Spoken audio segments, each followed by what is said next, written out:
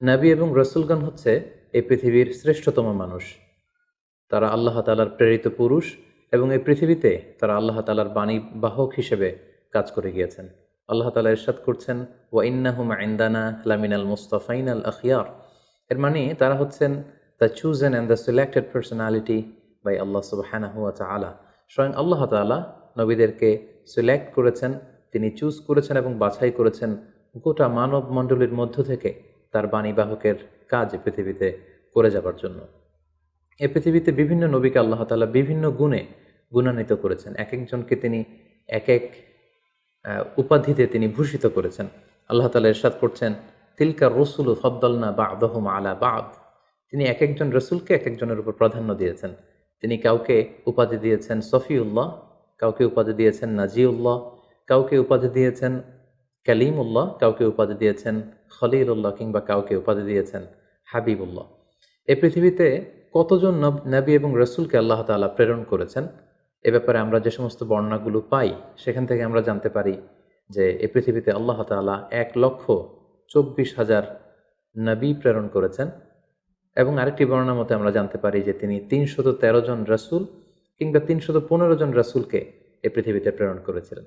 ঠিক এক্স্যাক্টলি কতজন নবী এবং রসুলকে তিনি পৃথিবীতে প্রেরণ করেছেন এই বিষয়টি সহিহ হাদিস দ্বারা সাব্যস্ত না হলেও সকল আম্বিয়া আলাইহিমুসসালামের উপর ঈমান আনা, তাদেরকে বিশ্বাস করা, এটা আমাদের ঈমানের অন্তর্ভুক্ত।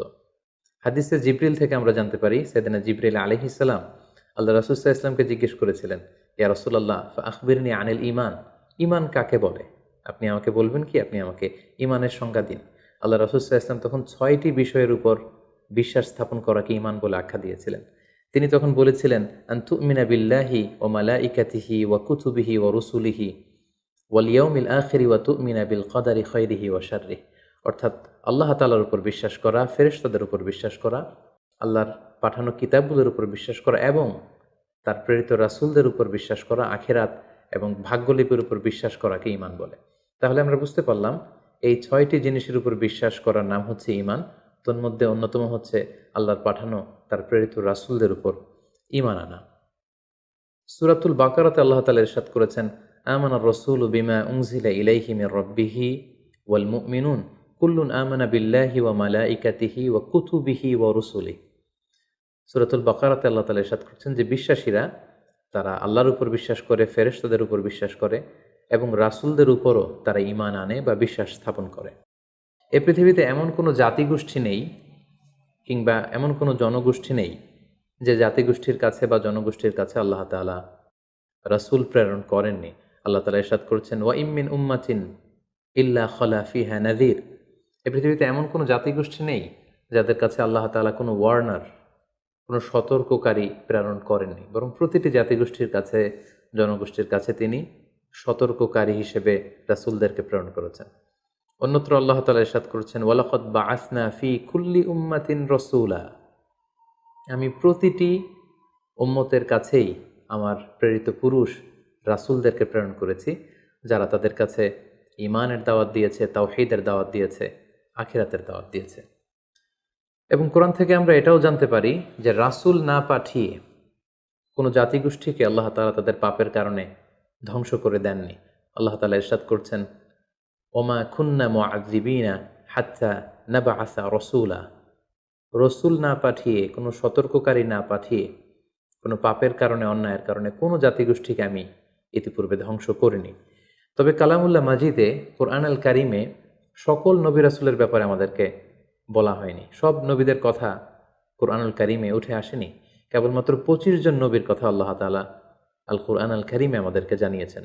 আল্লাহ তাআলা ইরশাদ করছেন, ওয়া রুসুলান কদ কসাসনাহুম আলাইকা মিন ক্বাবলু ওয়া রুসুলান লাম নাকসুসহুম আলাইক। হে নবী, আমি নবীদের মধ্য থেকে, রাসূলদের মধ্য থেকে কিছু কিছু নবী রাসূলের কথা আমি তোমাকে জানিয়েছি এবং অনেক অনেক নবী রাসূল আছে যাদের কথা, যাদের স্টোরিগুলো, যাদের ঘটনাগুলো আমি তোমাকে জানাইনি। এই কোরআনের মধ্যে তাদের ব্যাপারে কিছুই আমি উল্লেখ করিনি।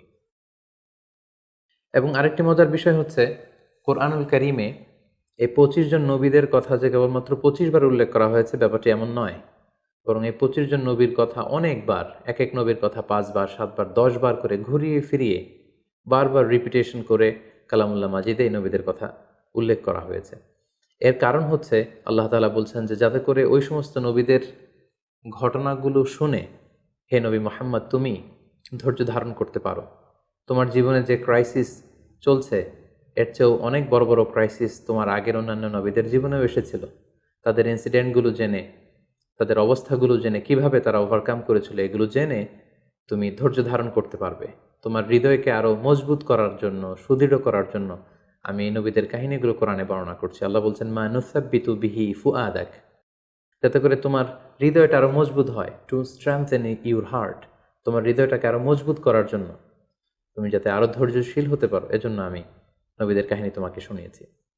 অন্য একটি আয়াতে আল্লাহ তাআলা ইরশাদ করছেন লাকাদ কানা ফি কসাসিহিম ইবরাতুল লিউলিল আলবাব, নবীদের এই ঘটনাগুলোর মধ্যে, স্টোরিগুলোর মধ্যে তোমাদের জন্য লেসন রয়েছে, শিক্ষা রয়েছে। Lesson for the man of understanding, যারা চিন্তা করে, যারা বুঝতে চায়, যারা জানতে চায়, তাদের জন্য এই ঘটনাগুলোর মধ্যে আল্লাহ তাআলা অনেক শিক্ষা রেখে দিয়েছেন। অন্য একটি আয়াতে আল্লাহ তাআলা ইরশাদ করছেন ফাকুসুসিল কসাস লাআল্লাহুম ইয়াতাফাক্কারুন, হে নবী পূর্ববর্তী নবীদের ঘটনাগুলো, কাহিনীগুলো, কিচ্ছাগুলো আপনি আপনার উম্মতের মাঝে শোনান, যাতে করে they may reflect or ponder on or they may use their sense, তারা যাতে তাদের সেন্সকে ইউজ করতে পারে। এজন্য আমি নবীদের ঘটনাগুলো আপনার কাছে নাজিল করছি এবং এই ঘটনাগুলো আপনি তাদেরকে শোনান। নবীদের নামে আল্লাহ তাআলা সর্বমোট 6টি সূরা কোরআনুল কারীমে ডেডিকেট করেছেন।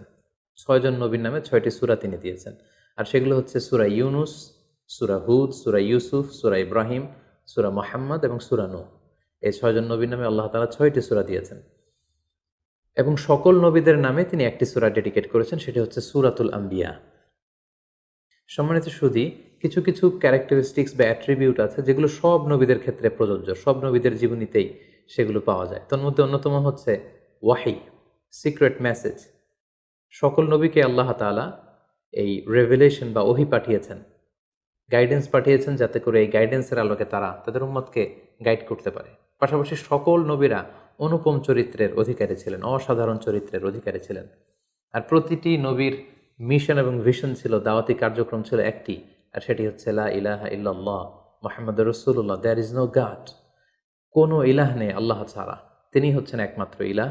এবং এই একত্ববাদের দিকেই কিন্তু সকল রাসূলরা তাদের জাতিগোষ্ঠীর লোকদেরকে দাওয়াত দিয়েছেন।